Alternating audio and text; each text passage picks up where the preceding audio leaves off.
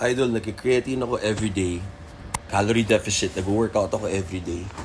Bakit wala pa rin akong progress? Maganda yung mga sinasabi mo. Pero sigurado tayo, hindi ka naka-calorie deficit kung hindi ka nag-lose ng weight. At mali yung training program mo kasi walang improvement. Dapat at least 21 days na nag-workout ka. Kahit papano, may konting pagbabago.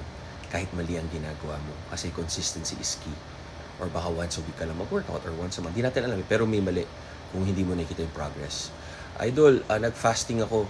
Ang kakainin ko lang once a day, fruits, okay ba yun? Personally, hindi po okay sa akin yun. Pag kumain ako ng prutas, yun ang una kong kinain, sasakit ang tiyan ko. Malamig siya sa tiyan, masakit sa sikmura.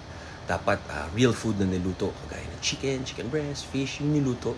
Tapos may konting kanin, yung kompleto yung macronutrients. Pero kung kaya mo, di good for you. Yun lang masasabi ko. Kung kaya mo, fruitarian ka, good for you. Marami naman ganun. Tama kayo, mali ako, I'm not your doctor. Do what works for you. God bless, guys. So guys, perfect example ng kaya niya kumain ng fruits na walang laman ng tiyan after 16 hours to 24 hours fast. Nag-work para sa kanya.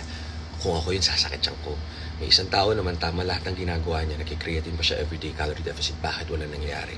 Pag ganyan, may mali tayong ginagawa. Aminin sa sarili natin, kulang pa yung adjustment ng calorie deficit at yung workout natin, hindi siya progressive overload.